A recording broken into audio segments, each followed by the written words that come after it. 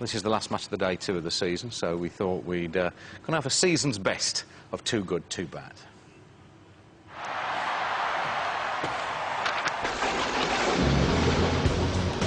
Starting with a bit of defensive incompetence, which we always like. What we don't like is this. Absolute flagrant dive, and then to claim a penalty, horrendous. A bit of the same going on from Pedersen, who jumps a shadow here too. And this season there was so much about it, even the refs were getting involved. Chris Foy jumps a shadow too. Well, why shouldn't I go for something too, he seems to say. A bit of this never goes amiss, although don't do it at school, lads. And Yakubu gets a little bit from Pantsil here. Yakubu's... That's our sound effect, by the way. Yakubu's indignation just makes me laugh more every time I see it. Basic Instinct came to mind here, for reasons that I won't explain.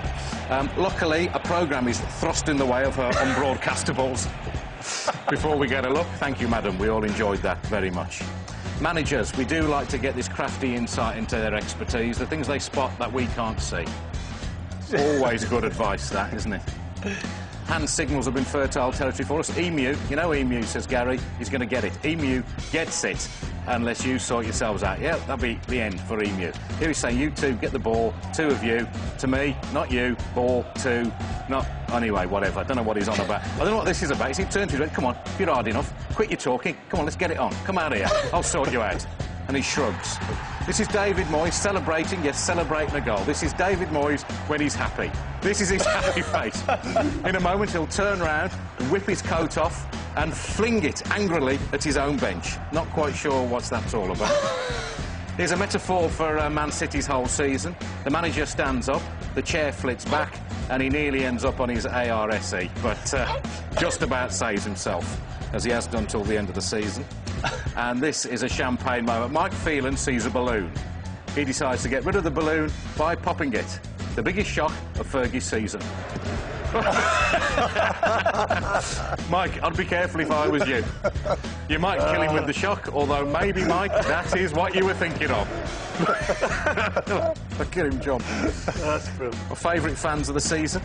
Mr. Strong, he certainly is. As an Arsenal fan, if he says it's Tuesday, it is Tuesday. I like the cut of his jib. He's an Arsenal fan too. Scary, has a little dance, and then goes ballistic. I don't want to see him up a dark alley either. The scariest fan of all, though, I think this was a Borough fan. He looks like Ronnie O'Sullivan's brother, and he looks as though he's going to do something horrible. He does do something horrible. He shows us his man boobs. We didn't want to see that, especially with that look in your eye. It was the moment I knew back in August West Brom's season was going to work out. When even the ball boys can't stay on their feet, you know you're going to have trouble staying in the Premier League. Up she goes. There was a bit of the Devon lock about that, jumping a shadow. And here we see Scott Carson doing what most West Brom fans will do when they look back at the season. Jump in horror. I don't know what he saw, but it's what we all feel when we look back on this year. Horrendous stuff. And finally, we don't want to see this. It's mascot abuse in the light of day at Stoke. Just quite disgusting. I can't believe we're showing it again, even if he is only pulling his tail out.